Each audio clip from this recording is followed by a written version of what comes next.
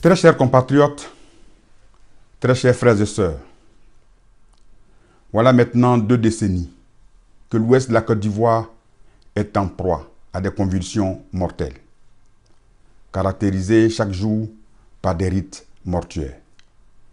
2 décennies que cette terre d'accueil au pays de l'hospitalité n'arrête pas de pleurer ses morts.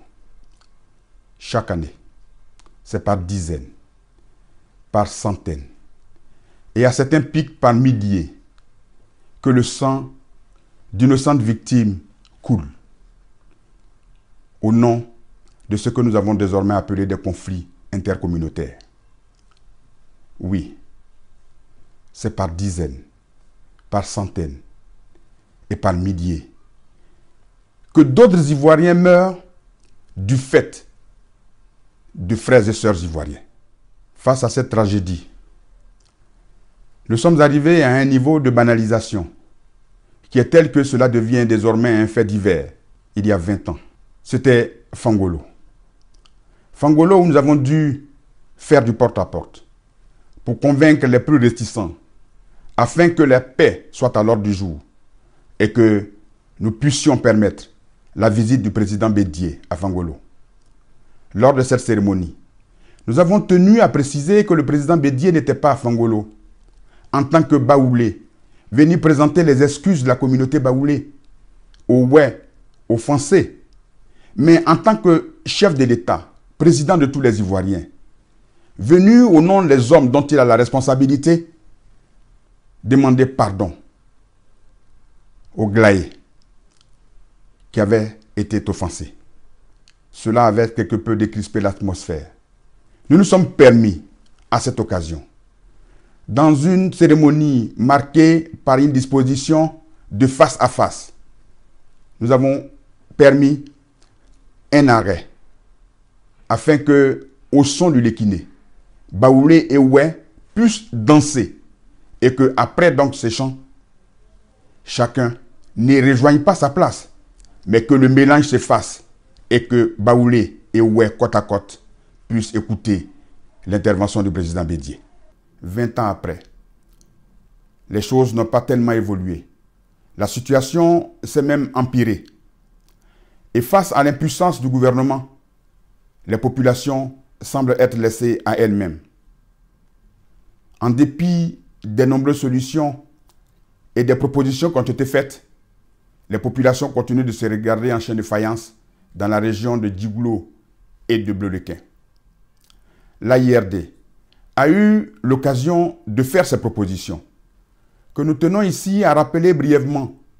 Nous avons donné la définition d'une forêt classée, qu'il est, et dont le statut a été respecté par les populations riveraines, parce que cela allait de notre avenir, allait de l'avenir des générations futures.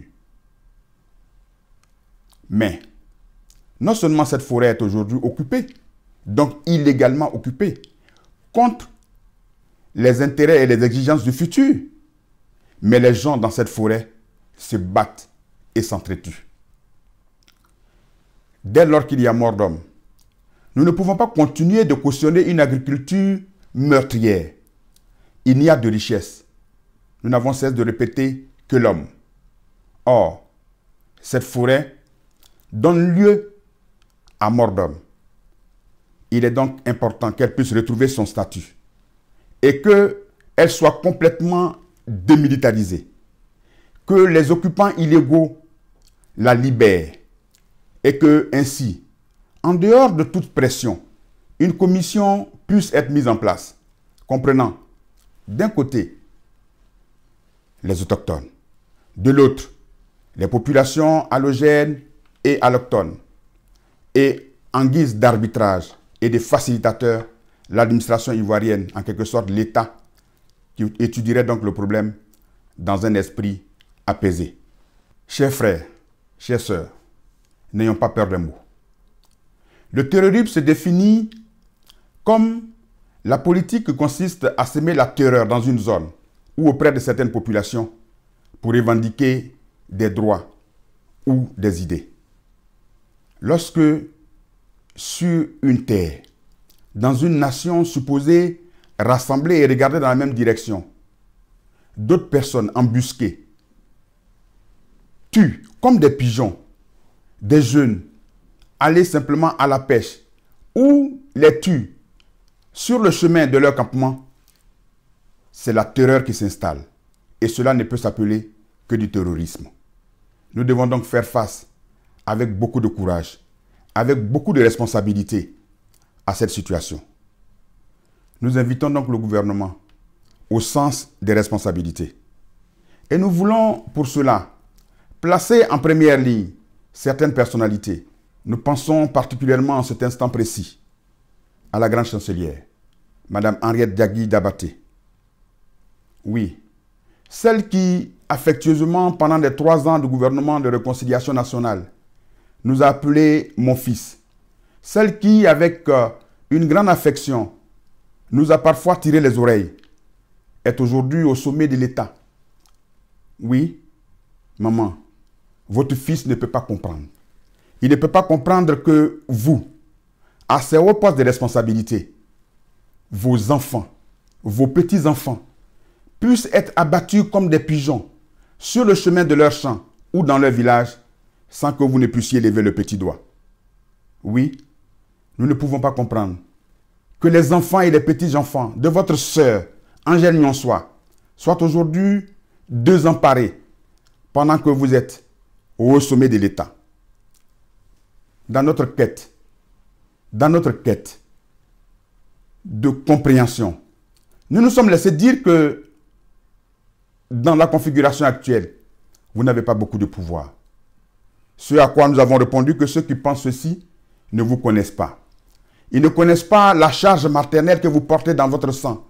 Ils ne connaissent pas les qualités intellectuelles qui sont les vôtres. Ils ne connaissent certainement pas que vous êtes capable de taper du poing sur la table et de dire non. Non, d'autant plus que ceux des Ivoiriens qui ont adhéré à votre parti politique l'ont fait grâce à votre caution morale.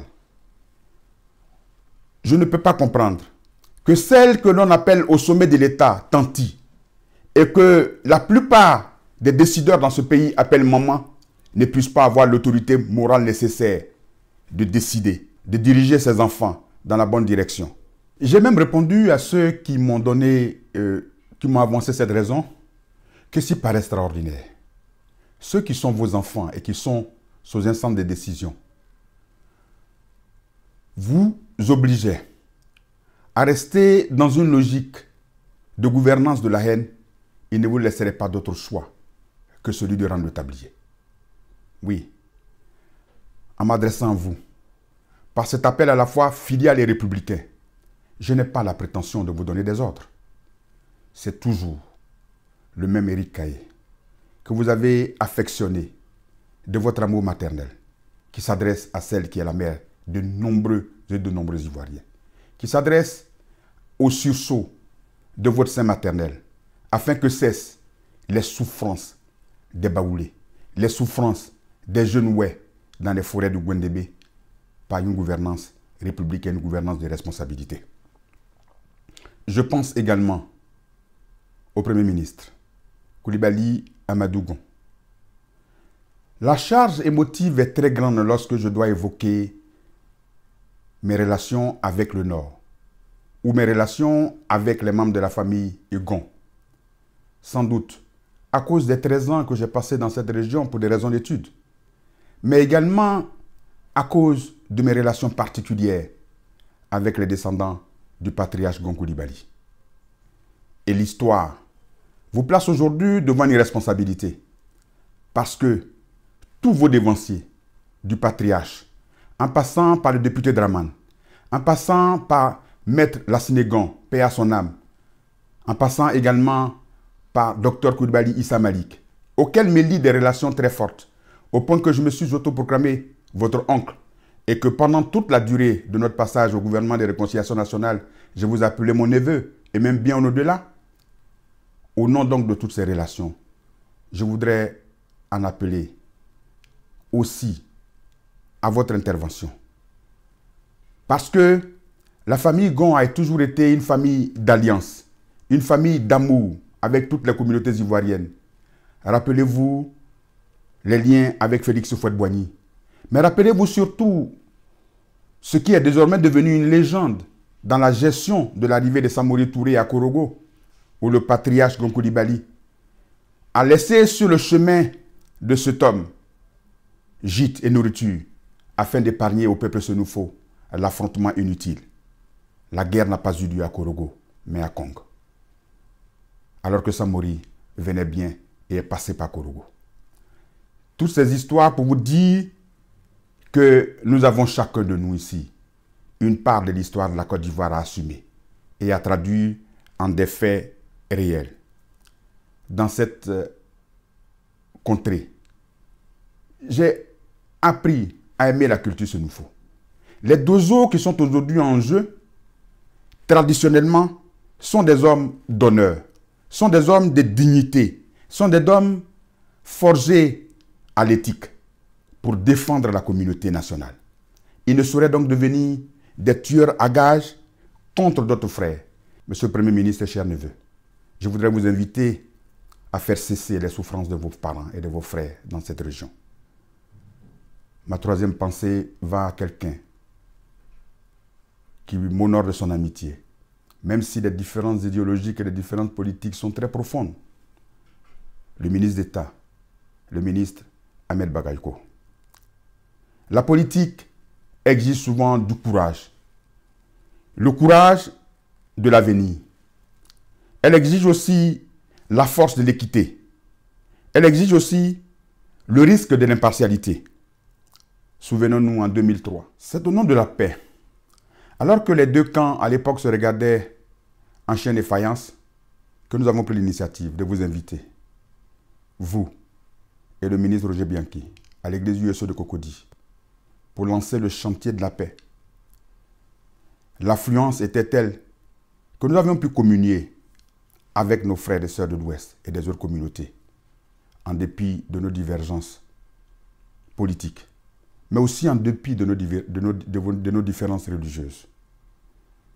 En rappelant cet acte, nous n'avons pas l'intention de rappeler un acte de bravoure. Nous avons simplement l'intention de vous rappeler que la politique exige du courage et que vous, aujourd'hui ministre de la Défense, ministre d'État, homme d'influence donc dans les cercles de décision, vous avez la responsabilité de la sécurité des populations en Côte d'Ivoire. Laisser perdurer la situation à l'Ouest ne nous honore aucunement, n'honore aucun Ivoirien, n'honore aucun responsable politique. C'est donc en toute amitié, dans le respect de nos différences politiques, que nous avons tenu à faire ce rappel. En rappelant à chacun de vous, décideurs, de tous ceux qui sont aujourd'hui aux affaires, que vous servez un homme qui a été directeur général adjoint du FMI. Dans nos maigres démarches que nous faisons ici et là, dans les chancelleries, beaucoup de personnes ne peuvent comprendre que celui qui est le prolongement de la gouvernance du FMI, donc de la gestion par excellence, soit aujourd'hui aux affaires en Côte d'Ivoire et que les turbulences soient aussi fortes. Au-delà des populations à secourir, c'est le bilan de votre gestion qui est en jeu. Et c'est par rapport à ce bilan que nous voulons amicalement vous interpeller en citoyens. Non pas parce que nous prêchons pour notre propre chapelle, mais parce que nous estimons que nous avons la responsabilité de laisser aux générations futures une terre en paix, un pays réconcilié, un pays où les Ivoiriens se parlent, tout en restant différents. Loin de nous, l'idée de nous renier. Tel n'est pas le but de ce message. Nous restons nous-mêmes, forts de nos convictions, respectant également les vôtres. Mais nous avons en partage un réceptacle unique qui est la République. Dans la République, la force est à la loi. Et c'est parce que nous sommes différents, coutumièrement, c'est parce que nous sommes différents sur le plan de nos habitudes, que nous avons décidé de fondre nos différences dans la République, afin que celle-ci puisse nous permettre de marcher ensemble par le respect de la loi, dans la cohésion et dans la fraternité. Que Dieu bénisse la Côte d'Ivoire Que Dieu vienne en aide à tous ceux qui souffrent dans ce pays et qui parfois n'ont rien eu de la politique, mais souffrent des acteurs politiques. Nous pouvons comprendre que chacun soit l'otage de son électorat ethnique. Mais les ethnies disparaîtront très bientôt en Côte d'Ivoire. Il ne restera que les Ivoiriens qui tous ensemble doivent vivre la main dans la main, doivent vivre non pas seulement ensemble, mais doivent vivre dans la cohésion et non pas côte à côte. Merci et que Dieu vous bénisse.